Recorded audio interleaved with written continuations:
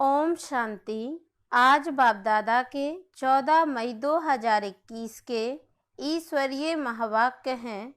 मीठे बच्चे, अभी तुम शूद्र घराने से निकल ब्राह्मण घराने में आए हो। बाप ने ब्रह्मा मुख से तुम्हें एडॉप्ट किया है, तो इसी खुशी में रहो। प्रश्न: कौन सा गुह्य राज ब्राह्मण कुल वाले बच्चे ही समझ सकते हैं? उत्तर: निराकार शिव बाबा हमारा पिता है और यह ब्रह्मा हमारी माता है। निराकार भगवान कैसे माता पिता बंधु सखा बनते हैं, यह गुह्य गुप्त राज ब्राह्मण कुल के बच्चे ही समझ सकते हैं। उसमें भी जो दैवी कुल में ऊंच पद पाने वाले हैं, वही यह राज यथार्थ रीति समझेंगे। ओम शांति। बच्चे बैठे हैं, समझ रहे हैं कि हमारा बाप दादा आया हुआ है। बाप तो इकट्ठा हो जाता है दादा के साथ, तो कहेंगे बाप दादा आए हैं। वह टीचर भी हैं। बाप दादा के बिगड़ तो कुछ बता न सके। बुद्धि चलनी चाहिए, क्योंकि यह नई बात है ना। अज्ञान काल में याद करते हैं सिंगल को, कहेंगे हमारा गुरु फलानी जगह है, उनके शरीर का नाम जानते हैं। हमारा बाबा, हमारी माँ फलानी जगह है, उनका नाम रूप सब कुछ है। मनुष्यों ने फिर शॉर्ट में लिख दिया है। मनुष्यों ने जो बनाया है उनमें कुछ ना कुछ रॉन्ग है। भल गायन है तुमेव माता च पिता, यह एक के लिए ही गाया जाता है, ब्रह्मा के लिए भी नहीं गाया जाता है। उनका नाम रूप बुद्धि में नहीं आता, न विष्णु का न शंकर का। गाते तो हैं तुम मात पिता हम बालक तेरे, तो भी बुद्धि ऊपर में जाएगी। कृष्ण को याद कोई कर न सके, याद फिर भी निराकार को ही करेंगे, उनकी महिमा है। तो बाप समझाते हैं, यहाँ जब बैठते हो तो लौकिक संबंध से बुद्धि योग निकाल, पार लौकिक बाप को याद करो। इस समय यह सम्मुख है।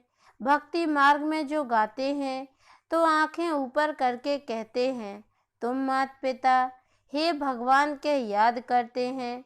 भगवान जब कहते हैं तो शिवलिंग को भी याद नहीं करते। तोते मिसल ऐसे ही गाते हैं। लक्ष्मी नारायण के लिए भी ऐसे नहीं कह सकते। यह तो महाराजा महारानी है, उनका बच्चा ही मात पिता कहेंगे, बंधु नहीं कहेंगे। भक्त लोग गाते हैं पतित पावन, परंतु यह बुद्धि में नहीं आता कि शिवलिंग होगा। ऐसे ही सिर्फ कह देते हैं हे भगवान। हे भगवान किसने कहा, किसको कहा, कुछ भी पता नहीं। अगर यह ज्ञान होता मैं आत्मा हूँ, उनको बुलाता हूँ, तो यह समझें कि वह निराकार परमात्मा है, उनका रूप ही लिंग है। यथार्थ रीति कोई बाप को याद नहीं करते। उनसे प्राप्ति क्या होगी, कब होगी, यह कुछ भी नहीं जानते। तुम भी नहीं जानते थे, अभी तो बाप के बने हो, तुम जानते हो। हमको शिव बाबा ने ब्रह्मा द्वारा अपना बच्चा बनाया है। यह ब्रह्मा माँ है। इस ब्रह्मा माता द्वारा शिव बाबा ने अडॉप्ट किया है। इस समय तुम अच्छी रीति जानते हो, हम शिव बाबा के बच्चे हैं। साकार में फिर प्रजापिता ब्रह्मा के बच्चे हैं। प्रजापिता ब्रह्मा द्वारा मनुष्य सृष्टि रचते हैं। ऐसे नहीं कि कोई नई सृष्टि रचते हैं, नहीं। इस समय आकर गोद में लेते हैं, एडॉप्ट करते हैं। अब माता पिता कहते हैं तो शिव पिता ठहरा और माता ब्रह्मा ठहरी। उनको कहा जाता है माता पिता। बाप ब्रह्मा द्वारा कहते हैं तुम आत्माएं मेरे बच्चे हो। फिर आत्मा को बैठ पहचान देते हैं कि आत्मा क्या है। कहते भी हैं भ्रकुटी के बीच में रहती है, स्टार मिसल है, और कुछ भी नहीं जानते। यह कह ना सके कि आत्मा 84 जन्म भोगती है। आत्मा शरीर द्वारा पाठ बजाती है। भिन्न भिन्न नाम रूप देश काल से आत्मा एक शरीर छोड़ती है तो सारा परिवार ही बदल जाता है। कोई अडॉप्ट करते हैं तो परिवार ही बदल जाता है। माता पिता जिससे जन्म लिया उनको भी जानते हैं, फिर जो अडॉप्ट करते हैं उनके घर का बन जाते हैं। यहाँ तुम शूद्र घराने से निकल अब ब्राह्मण घराने में आए हो। ब्रह्मा तन से तुमको अडॉप्ट किया है, तुम तो ब्राह्मण कुल में आ गए। यह बातें शास्त्रों में नहीं लिखी जा सकती, यह समझाया जाता है, लिखने से कोई समझते नहीं। अभी तुम बच्चे ही जानते हो, हम परमपिता परमात्मा की संतान बने हैं। यह हो गई माँ, ब्रह्मा को प्रजापिता ही कहते हैं। इस द्वारा तुम बच्चों को एडॉप्ट करता हूँ। यह कितनी गुप्त बातें हैं, सिवाय सम्मुख के कोई समझ ना सके। समझेंगे भी वह जो इस ब्राह्मण कुल के होंगे, दैवी कुल में उच्च पद पाने वाले होंगे। नए किसकी बुद्धि में यह बातें बैठेंगी नहीं, ना बुद्धि में बैठेगा, ना किसको समझा सकेंगे। तुम्हारे में भी नंबरवार पुरुषार्थ अनुसार है, जिनकी बुद्धि में बैठता है। गाया जाता है तुमेव माता च पिता, याद किया जाता है शिव बाबा को, फिर कहते हैं तुम मात पिता, एक बाप फिर मात पिता कैसे। यह बातें और कोई समझा न सके। जैसे शास्त्रों में व्यास ने जो लिखा है वह मनुष्यों ने कंठ कर लिया है, वैसे तुमको भी कहेंगे, तुमको कोई ने बताया है, तुमने कंठ कर दिया है। नए मनुष्यों के लिए समझना बड़ा मुश्किल है। यहाँ रहने वाले भी कोई किसको इतना भी समझा नहीं सकते। तुम आत्मा हो, तुम्हारा बाप परम पिता परमात्मा है। वह बेहद का बाप ही बेहद का वर्षा देते हैं। वर्षा दिया था, फिर पुनर्जन्म लेते लेते 84 जन्म पूरे हुए। अब बाप फिर वर्षा देने आए हैं। यह किसको समझाना कितना सहज है। तुम माता पिता किसको कहा जाता है, विचार की बात है ना। ब्रह्मा द्वारा एडॉप्ट करते हैं, फिर माँ भी जरूर चाहिए। तो जो अनन्य बच्ची होती है, ड्रामा प्लान अनुसार उनको जगदम्बा का टाइटल दिया जाता है। मेल को जगदम्बा नहीं कह सकते, इनको जगत पिता कहेंगे। इनका प्रजापिता नाम मशहूर है। अच्छा, प्रजा माता कहाँ, तो एडॉप्ट किया जाता है माता को। आदि देव तो हैं, फिर आदि देवी को मुकर्रर किया जाता है। जगत अम्बा तो एक ही है, उनकी ही महिमा है। जगत अम्बा पर कितना मेला लगता है, परंतु उनके ऑक्यूपेशन को कोई नहीं जानते। कलकत्ते में काली का मंदिर है, बॉम्बे में भी जगदम्बा का मंदिर है, शक्ल अलग अलग है। जगदम्बा है कौन, यह कोई नहीं जानते। उनको भी भगवती कहते हैं। अब जगदम्बा को भगवती नहीं कह सकते, वह तो ब्राह्मणी हैं, ज्ञान ज्ञानेश्वरी हैं, उनको बाप से ज्ञान मिला है। तुम सब जगत अम्बा के बच्चे हो, ज्ञान सुनकर फिर सुनाते हो। तुम्हारा धंधा ही यह हुआ। तुमको ईश्वर पढ़ाते हैं, कोई मनुष्य नहीं पढ़ाते हैं। यह ब्रह्मा भी तो मनुष्य है। मनुष्य कोई को भी पावन बना नहीं सकते। मनुष्यों की बुद्धि इतनी डल हो गई है जो कुछ भी समझते नहीं हैं। पतित पावन तो एक ही बाप है, वह आते ही है पतितों को पावन बनाने। यह सारी दुनिया तमो प्रधान है, सब पतित है। नई दुनिया पावन, पुरानी दुनिया पतित है। पुरानी दुनिया में नरकवासी, नई दुनिया में है स्वर्गवासी। बुद्धि भी कहती है सतयुग में सिर्फ भारतवासी देवी देवताएं होंगे और कोई नहीं थे। अभी तुम बच्चों को यह ज्ञान मिला है। नई दुनिया में पहले सूर्यवंशी देवता थे, फिर चंद्रवंशी हुए, तो सूर्यवंशी पास्ट हो गए। चंद्रवंशी के बाद फिर वैश्यवंशी आते हैं। बरोबर लक्ष्मी नारायण का राज्य था। अच्छा, उनके आगे क्या था यह कोई समझ ना सके। तुम बच्चों को बाप ने चक्र का राज समझाया है। द्वापर में है वैश्यवंशी, कलयुग में होते हैं शूद्रवंशी। अभी तुम जानते हो हम ब्राह्मण बने हैं, तुमको बाप ने अपना बनाया है, अर्थात शूद्र धर्म से देवता धर्म में ट्रांसफर किया है। अब सूर्यवंशी चंद्रवंशी तो है नहीं, न लक्ष्मी नारायण का राज्य है, न राम राज्य है। अब है कलयुग का अंत है। कलयुग के बाद जरूर सतयुग आएगा।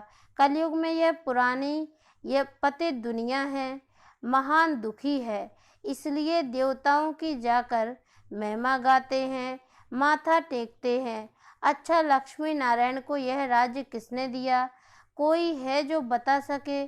कोई के भी ख्याल में नहीं होगा, क्योंकि बुद्धि में है कलयुग अभी बच्चा है, 40,000 वर्ष पड़े हैं, इसलिए यह ख्याल आते ही नहीं। अभी तुमको यह ख्याल आता है। कई बच्चे कहते हैं हमें याद नहीं रहती। क्यों नहीं रहती? क्योंकि सवेरे सवेरे उठकर याद में बैठकर धारणा नहीं करते। समझते भी हैं, फिर किसको समझा नहीं सकते। यह तो जरूर होगा, सब एक रस तो समझदार बन ना सके। समझदार भी चाहिए, बेसमझ भी चाहिए। बहुत समझदार तो जाकर राजा रानी बनेंगे। जितना जितना जो जास्ती समझते और समझाते हैं उनका नाम बाला होता है। प्रदर्शनियाँ होती हैं तो लिखते हैं बाबा फलानी को भेज दो, तो क्या तुम नहीं समझा सकते हो? बाबा उनकी प्रैक्टिस जास्ती है, हम थोड़े कच्चे हैं।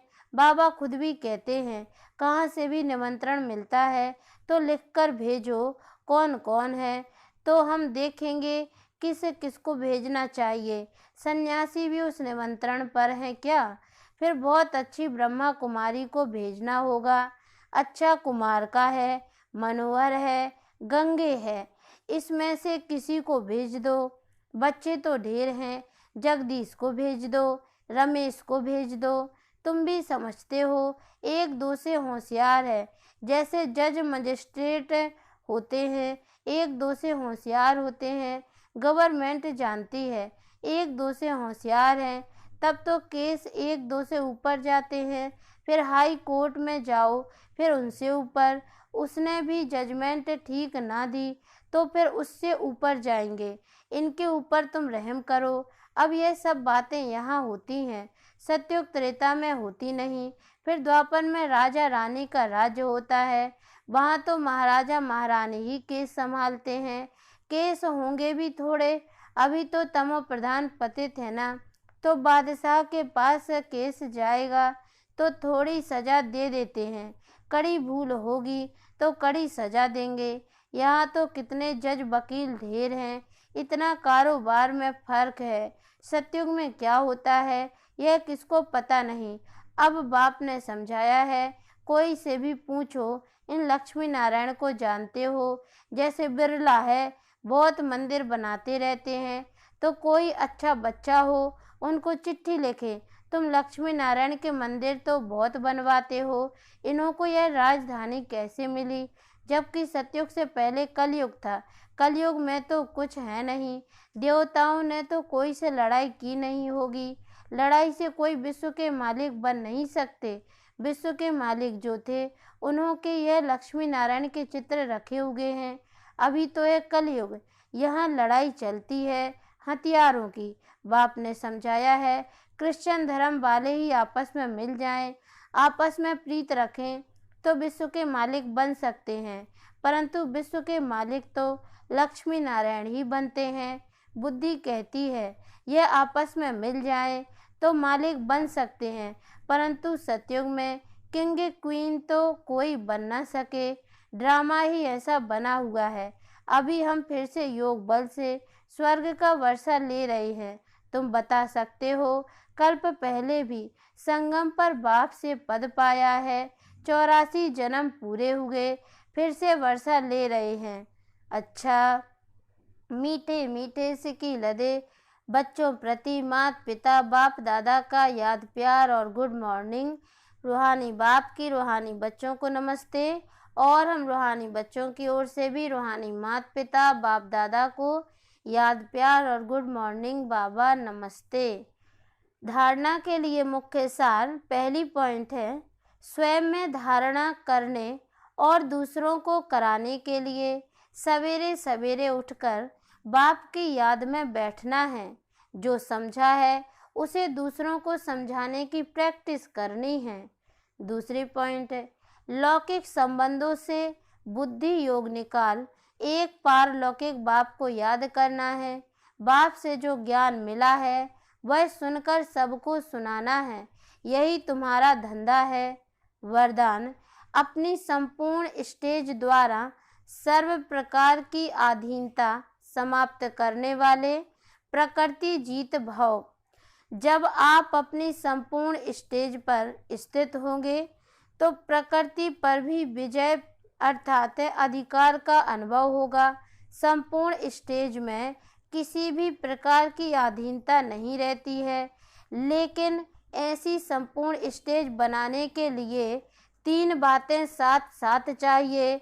नंबर 1 रूहानियत, नंबर 2 रुहाब और नंबर 3 रहम दिल का गुण। जब यह तीनों बातें प्रत्यक्ष रूप में स्थिति में, चेहरे व कर्म में दिखाई दें, तब कहेंगे अधिकारी व प्रकृति जीत आत्मा। स्लोगन, श्रीमत की लगाम मजबूत है तो मन रूपी घोड़ा भाग नहीं सकता। ओम शांति।